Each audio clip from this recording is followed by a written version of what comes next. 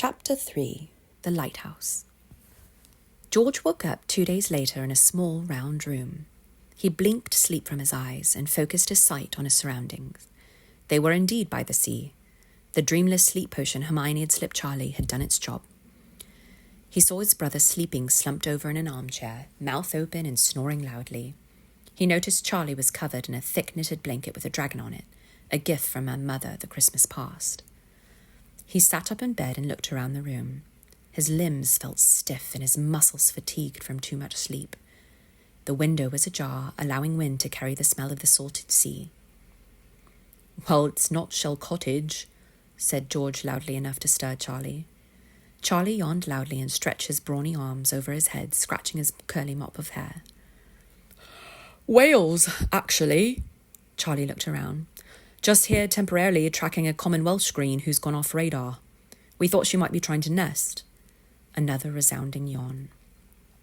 Charlie finally stood up and shook the night out of his bones, opened a cupboard and brought out 2 cups and saucers and a tin of Glengettie tea.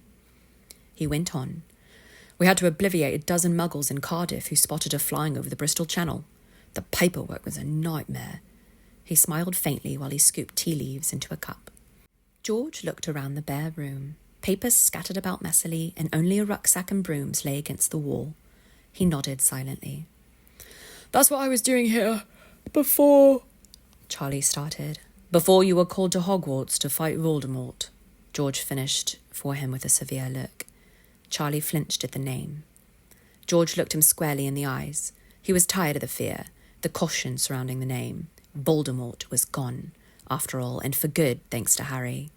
The price they had all had to pay to vanquish the Dark Lord was the lives of the ones they had loved. The steep price for the Weasleys was Fred. Charlie stared back into George's eyes, unblinking. When George finally tore his eyes away, blinking out the tears, starting to form again, Charlie stood up from the chair and walked over to an old iron stove. Small pieces of sea bark were thrown into the rectangular opening, and he tapped his wand on the burner. Flames lit the driftwood, creating a colourful dancing fire beneath. He closed the iron door and set a tea kettle on top. Aguamenti. The kettle filled with water. Charlie sat down again on the edge of the armchair and looked at George, who was now wiping fresh tears from his eyes with his sleeve, unashamedly. His freckled face had gone splotchy and flushed with pink. "Listen, mate," Charlie began carefully, gently reaching over to lay a hand on George's knee. "The Ministry has asked my team to help relocate several dragons that have been captured and possibly injured by Dark supporters during the war." A deep line appeared on Charlie's forehead between thick, furrowed brows. There was nothing to say. They both knew what the war had cost them all. George didn't think he could bear the toll. He suddenly felt a deep crater open in the centre of his chest. It became hard to breathe. The kettle whistled, a high, sharp edge, and Charlie waved his wand. 2 porcelain cups with delicate dragon patterns filled with steaming water, and the aroma of earthy tea filled the room. 2 pieces of speckled bread landed on the saucers. "Let's take it outside, Charlie motioned down the winding staircase that encircled the room. "Bit of fresh air." Charlie stood up and started down the circular stone stairway, not waiting for George. The cups hovered behind him and disappeared out of sight around the bend. George threw his legs over the edge of the bed and planted his feet firmly on the ground. Everything felt too heavy. Not normal. Not right. He stood up shakily and gripped the bed knob firmly, swaying for a moment. He paused until he found either the fortitude or the will to hold himself up on his own. He made his way down the serpentine staircase to the bottom of a very tall lighthouse. He circled down, using the whitewashed walls to steady his stance, and then ducked under the threshold to the rounded door onto a vast sandstone cliff. The stout smell of sea hit him before the view had. The beauty of Wales was undeniable. Their lighthouse stood along a flat sandy beach that fell off a towering cliff into the grey sea. "I've been crashing in abandoned lighthouses, pitching a tent around the seaside, looking for signs. Greens love the seaside." Charlie's face illuminated. He took a deep gulp of tea. "The green I'm tracking is called Gwynta. The Welsh wizards I came across call her Marchog Gwynt, Wind Rider. Some of them say she's been around for 10 generations. George rolled his eyes as he took a sip of tea, deeply unconvinced that anyone should live to be that old. Charlie went on. One old witch told me her grandmother used to sing her songs of the Wind Rider, that she was over 300 years old. George was unsure about all that, though he admitted to himself that his knowledge of dragons was lacking.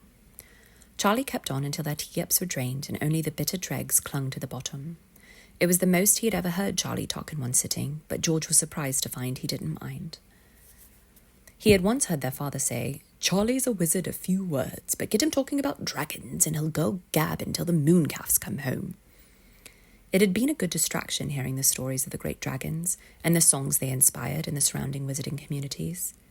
George dumped out the soggy tea leaves over the cliff and looked out at the raging Welsh waters. Charlie's eyes glassed over as he began singing, a folk song with a lulling Celtic melody. The words were no louder than a whisper in the wind, and yet the warm language was comforting. He didn't need to understand the words to feel the story sink deeply in his chest and nestle tenderly in his heart. The song ended softly, and Charlie began again, this time in English. Mother dragon, she rides on the wind, her scales they gleam in the sun. Thunder cracks 'neath her wings, the song of our dragon mother. Fire burns in the heart of the dragon, as fire burns in our hearths. Through the valleys she rides on the wind, to travel to lands unknown. For when she returns, our wands will rise, as we sing for our dragon mother. On the last word, George felt a warm tear escape his eye and fall gently down his freckled cheek. He knew Fred would have loved it here, being among the wildness of Wales, among the ancient stories of dangerous creatures. He would have considered the possibility of hunting for a wild dragon mother the greatest honour of his lifetime, if only... His thought trailed off with the gust of sailing wind. The two brothers stood looking over the cliff for a long while before Charlie broke the silence. Voldemort's supporters. He almost choked on the boldness of the name in his mouth, but continued bravely. They captured and kept at least 8 dragons that we know of. Tried to use them against us. Don't know how they did it, really. It's not easy work capturing a dragon, but that's why it's so important to restore them to nature. They're not meant to be held captive, and their numbers have already dropped so much they're nearly extinct. George remembered back to his 6th year when Harry and the other Dry Wizard champions were tasked with retrieving a golden egg from a nesting dragon. They had just nearly escaped unscathed. It had all been great fun back then, cheering them on from the sidelines, but now he shuddered at the memory. The wind had shifted and a chill breeze rode in from the east. "I could use the help, really." Charlie looked at him curiously out of the corner of his eye. His bright auburn hair had grown into ringlets past his eyes and was blowing fiercely in the wind. George stood staring straight ahead, still in pondering. "I never imagined I'd be hunting dragons, Charlie. I'm not in the best. I'm still..." He couldn't form the words. "I'd only get in the way of your team." "There is no team. It's just me now. Besides, it's simple, really." His boyish grin reached only one side of his face. "All you'd really need to do is be there for support, you know. Help me track her down, get her to a safe place where she can rest. You're clever, and I've never known you to shy away from a bit of fun. It'll all be useful in the field." "That's it then, just hunting a massive dragon and convincing it to lay its eggs somewhere before it's sized to torture us all. Nothing big, really." He looked at Charlie sarcastically. "You make it sound worse than it is. It's mostly just wandering about, searching for clues, her whereabouts, traversing caves, things like that. The actual dragon part won't be more than a few days. Come on." He nudged him. "I've seen you blow up your entire bedroom in an afternoon and not even lose an eyebrow. You've got what it takes, really.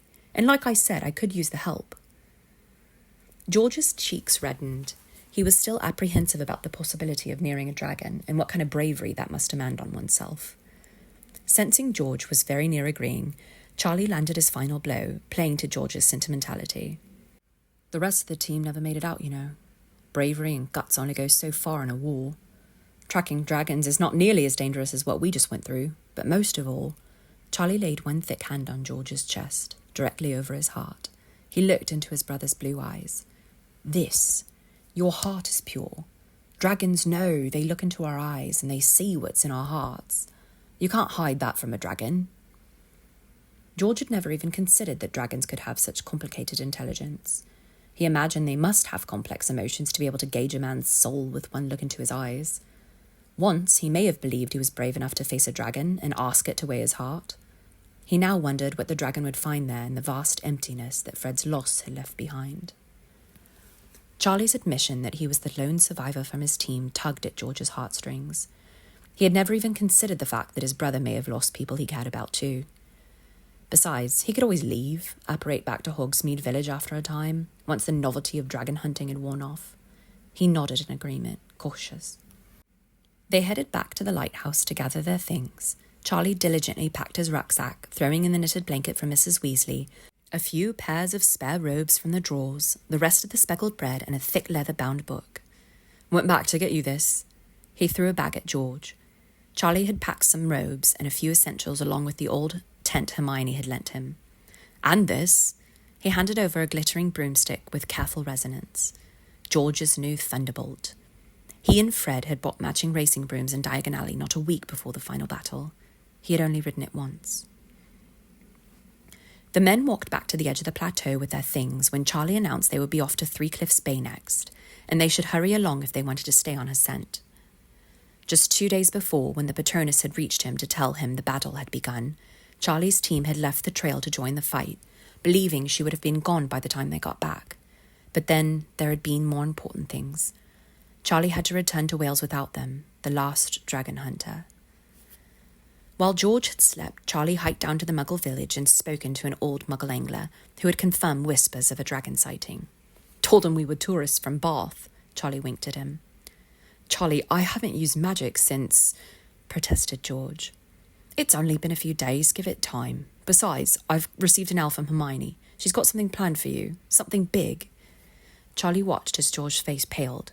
"For when you're ready to go back, of course," Charlie finished. "I'm really not up to seeing anyone just yet," George began. Charlie interrupted him, waving it away. "There's time for all that." He raised his eyebrows and grinned broadly. "For now, dragons." Charlie kicked off hard from the ground on his broomstick and shot up like lightning. He had a graceful air about him when he flew, an unexpected trait for someone so squat and burly. But then it had been Charlie, after all, who had taught him and Fred how to fly on broomsticks. He fondly recalled the countless summer days zooming around on their old clean sweeps, passing the quaffle back and forth in the garden. George looked up, squinting against the radiant sunlight. The skies had cleared and he could see Charlie was already 100 feet up and was flying in circles above him. "Come on! We've got a dragon to find!" he shouted down at him. For the first time in days, George found himself brimming with excitement. The hollowness in his stomach had been replaced with the promise of new adventure, and the tales of dragons began swimming in his head. The deep despair he felt for Fred pushed deep down. It was something he must not allow himself to think about, for the risk of coming undone. He swung his leg over the handle of his broom and kicked off hard. The thunderbolt dashed up higher and higher in impressive speed. The brothers soared above the ancient woodlands and the bewitching valleys below. George looked back once more at the time-worn lighthouse that stood towering over the cliff and reflected on all the mariners and travellers it had beaconed home over the course of its long dominion. They soared above the clouds so high that unfriendly frost nipped at George's nose and the tips of his fingers. His hands were numb and stiff against the finely polished handle of his broom. And just when he felt he could take no more, they began to descend into a wide green valley cradled underneath 3 cliff tops. Charlie landed gracefully and whispered a charm under his breath. A massive jet of warmth engulfed them both and countered the frigid stiffness of the last hour. The air in George's lungs sweltered and his fingertips began to unthaw.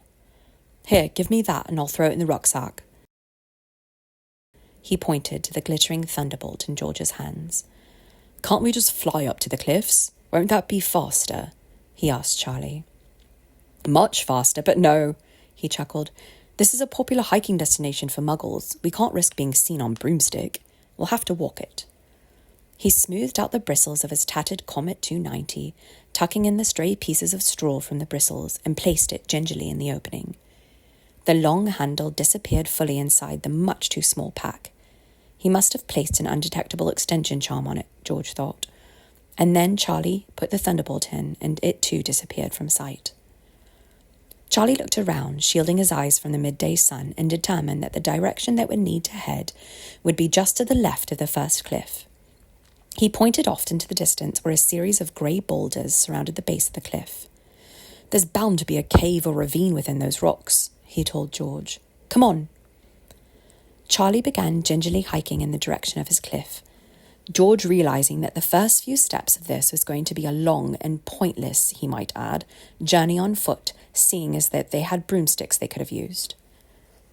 "Dragons avoid humans whenever possible," Charlie began explaining, "although here, in Wales anyway, they don't seem to mind being spotted." He stopped, looking slightly distressed at this possibility. "That's a problem, though. The last thing we need is for a dragon to happen upon a Muggle campsite. The Ministry won't like that." George was inclined to agree. He could almost hear the owl from Percy now. "Completely disgraced when I found out. Can't show my face in the office. The name Weasley almost died of shame." George smiled briefly at the thought as they began down on the trail. But mostly dragons are nocturnal, so with some luck she won't have wandered too far from the cliffs in the daylight," Charlie finished. "What happens then, if they do spot a dragon?" asked George. It depends," Charlie said casually. "One or two muggles they don't generally worry about, chalk it up to fairy stories, but a whole lot of them in peak season like this, they'd be likely to have an inquiry and lots of memory charms." Charlie pointed to a warm patch on his rucksack. The Welsh flag was a green and white banner, centred with a spiked red dragon. "But things are a little different down here in Wales. Even the local muggles know all about them. They don't seem to make much of a fuss. Muggles go mad for dragons here." George thought Wales was turning out to be a very curious place indeed. Muggles knowing about dragons, dragons roaming wild in the abundance of coastal landscape that was so different to central England and Scotland. He didn't have much time for other thoughts at the moment, which was a good thing, he decided. He allowed his mind to still and dissociate from the recent traumas on the walk, and decided that it was best not to think about Fred. He pushed his grief down further and listened intently as Charlie began regurgitating all manner of facts regarding the mystical beasts they were tracking. "The Welsh green, or common green, that's what we're tracking. Now she's an exciting breed. Don't let the name fool you. There's nothing common about her." Charlie began to walk with more gusto. George tried to remember back to the Triwizard Tournament and recall the Welsh green assigned to Fleur Delacour.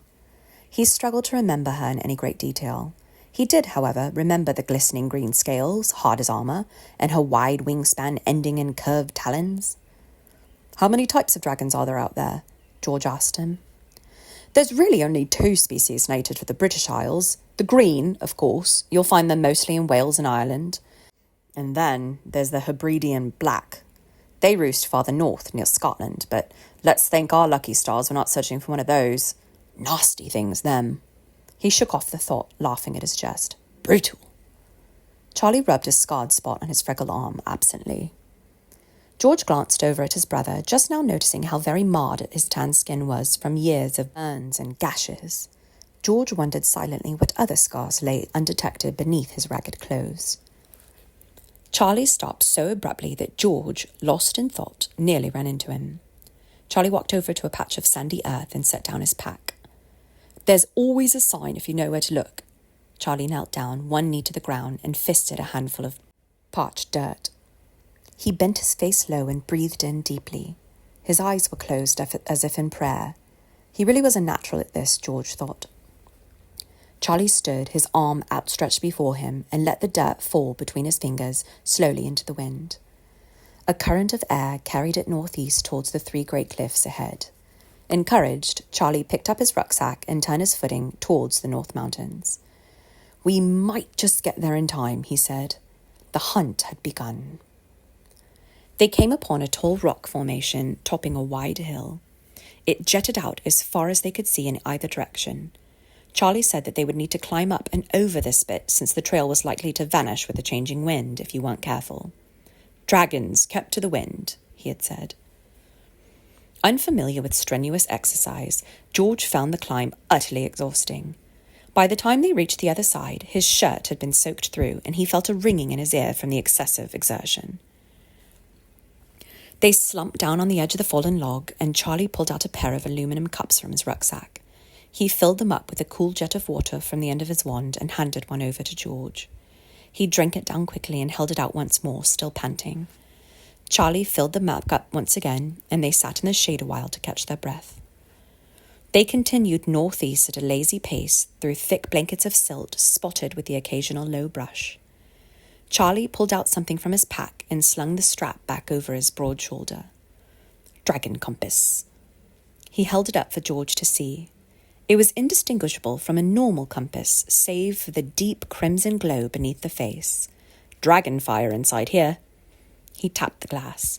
The old Carpathian Magi in Romania showed me this trick. If you can capture dragon fire without burning your arms off, of course, he laughed to himself, then you can contain it in here with a spell, in the compass, and it will just adjust and point towards the heat of any nearby dragons. He handed it to George, who looked down at it in shocked amazement. It's a simple charm to keep it from melting the brass. Dragonfire is hot, hotter than hot, but once it's contained, it works like a magnetic compass would.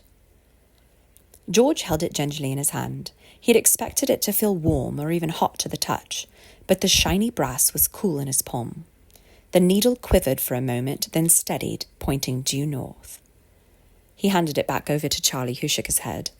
Nah, you hang on to that. It'll give you something to do while I sniff around. Charlie did, indeed, sniff around, walking in zigzag patterns with his nose raised in the air. Sulphur, he said, as if this cleared anything up. George trailed behind Charlie with a compass outstretched, directing them towards the heat to which the dragonfire was leading them. They were nearly there. As if the scorching glow beneath the surface had recognized his unease, he felt a rush of heat flow down his face and over his body. He took a calming breath to quell his nerves, for soon, he knew, he would likely face one of the fiercest and most dangerous creatures ever to walk the earth.